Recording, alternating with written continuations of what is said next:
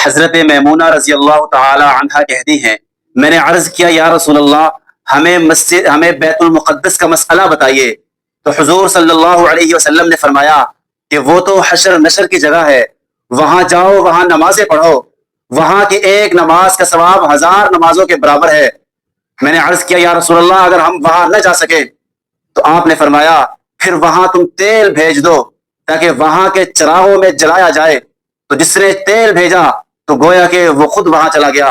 आज बैतुल मुक़द्दस मस्जिद अक़सा यहूदियों के कब्जा में है, हमें खुद वहां शिरकत करना है।